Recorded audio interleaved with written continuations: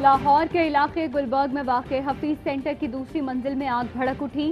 آگ نے پوری عمارت کو لپیٹ میں لے لیا۔ ریسکیو کی 12 گاڑیاں اور 40 سے زائد اہلکار آگ بجھانے میں مصروف۔ پلازا میں موبائل، لیپ ٹاپ اور الیکٹرانکس کی دکانیں ہیں۔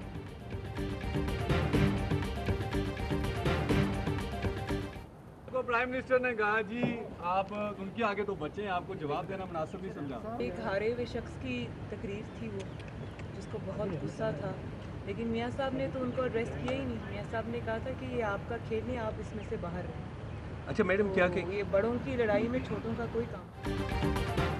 پاکستان ڈیموکریٹک موومنٹ آج کراچی میں سیاسی قوت کا مظاہرہ کرے گی۔ باغ جناح میں پنڈال تیار، انتظامات مکمل۔ مریم نواز شرکت کے لیے لاہور سے چل پڑی، کہتی ہیں عمران خان سے ہمارا مقابلہ ہے ہی نہیں، ہم کسی سے خوف زدہ نہیں، پہلے بھی VIP طریقے سے جیلوں میں نہیں رہے۔ بلاول بھٹو زرداری کا باغ جناح کا دورہ، جلسہ گاہ میں انتظامات کا جائزہ لیا۔ کہا ملک کو کٹ پتلی نظام نہیں، جمہوریت کی ضرورت ہے، ہم امپائر نہیں عوام کے اشارے کی طرف دیکھتے ہیں۔ مولانا فضل الرحمان بھی کراچی میں موجود، کہتے ہیں جلسہ تاریخی ہوگا۔ حکومت توجہ ہٹانے کے لیے فرقہ وارانہ تصادم چاہتی ہے، حکومت میں اتنی طاقت نہیں کہ عوام کا دباؤ برداشت کر سکے۔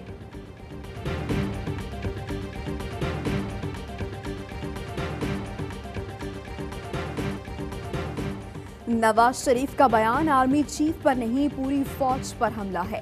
وزیر اعظم عمران خان کہتے ہیں جنرل قمر جاوید باجوہ نے مشکل وقت میں ہماری مدد کی۔ نواز شریف کی تقریر پر بھارتی میڈیا کہہ رہا ہے کہ نواز شریف کتنا جمہوریت پسند ہے، یہ وہ نواز شریف ہے جو ضیاء الحق کے جوتے پالش کر کے وزیر اعلیٰ بنا۔ نواز شریف واپس آؤ، تمہیں دیکھتا ہوں، آج سے میری کوشش ہے کہ تمہیں ملک واپس لایا جائے، اب VIP نہیں عام جیل میں ڈالیں گے۔ کنونشن سینٹر میں خطاب کرتے ہوئے کہا نواز شریف کا گیم سمجھتا ہوں کہ اسرائیل اور بھارتی لابی کو اپیل کرنے کی کوشش ہے۔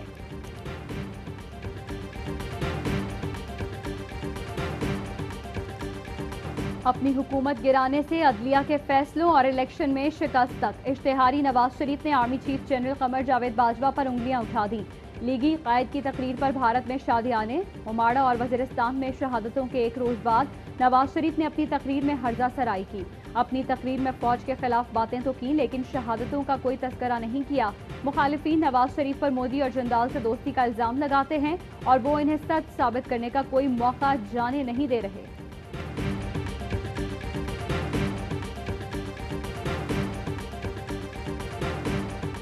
پہلے ہی کہا تھا چوروں پر ہاتھ ڈالوں گا تو سب اکٹھے ہو جائیں گے۔ وزیر اعظم کہتے ہیں 2 بچوں کی تقریر کا جواب نہیں دوں گا، مریم نانی ہو کر بھی ہمارے لیے بچی ہی ہے۔ فضل الرحمان 12واں کھلاڑی ہے۔ لندن جا کر نواز شریف کی شکل کچھ اور نواز شریف کی صورت دیکھ کر شیریں مزاری کے آنسو نکل آئے تھے۔ اگر میں جانتا نہ ہوتا تو میرے بھی آنسو نکل آتے۔ مجھے فرق نہیں پڑتا کون آرمی چیف کون DGI ہے، کیونکہ میری باہر جائیدادیں نہیں۔ 3 دن میں بزدل دشمنوں کے 3 حملے، سیکیورٹی اہلکاروں کو نشانہ بنایا گیا۔ تربت کے قریب دہشت گردوں کی سیکیورٹی فورسز پر فائرنگ، لانس نائک وسیم اللہ بہادری سے مقابلہ کرتے ہوئے شہید۔ ISPR نے بتایا فائرنگ سے 3 سیکیورٹی اہلکار زخمی بھی ہوئے۔ واقعہ تربت سے 35 کلومیٹر جنوب مشرق میں جھکی کے مقام پر پیش آیا۔ 2 روز پہلے اماڑہ اور وزیرستان میں بھی سیکیورٹی فورسز پر حملوں میں 20 جوان شہید ہوئے تھے۔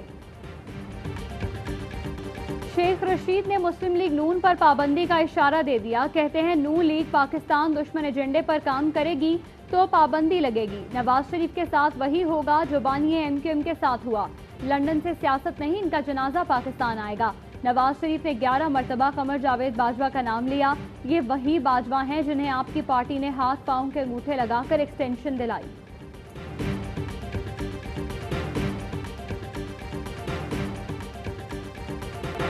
پاکستان میں 24 گھنٹوں کے دوران کورونا کے 16 مریض جاں بحق، تعداد 6656 ہو گئی۔ مزید 567 کیسز رپورٹ، کورونا کے 9296 مریض زیر علاج ہیں۔ سانحہ کارساز کے شہداء کی برسی، 18 اکتوبر 2007 کو بے نظیر بھٹو کی وطن واپسی کی ریلی میں 2 دھماکوں کے نتیجے میں PP کے 150 سے زائد کارکن اپنی قیمتی جانوں سے ہاتھ دھو بیٹھے۔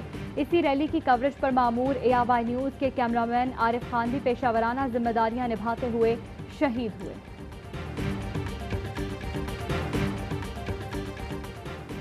कराची में गैर अखलाकी भारतीय ऐप स्ट्रेटर का नेटवर्क बेनकाब। गुलशन इकबाल में ARY न्यूज़ के प्रोग्राम सरेआम की निशानदेही पर कार्रवाई। ग्रोह के कारिंदे गिरफ्तार। ऐप के जरिए गैर अखलाकी काम कराए जा रहे थे। कंप्यूटर्स, मोबाइल फोन समेत कई डिवाइस बरामद। मुकदमा दर्ज।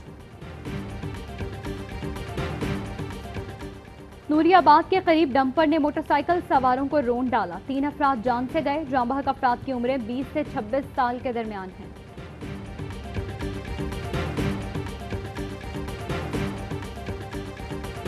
और नेशनल T20 का दूसरा सेमीफाइनल। खैबर पख्तूनख्वा ने सिंध को 8 विकेट से शिकस्त दे दी। 143 रन का हदफ 2 विकेट पर हासिल कर लिया।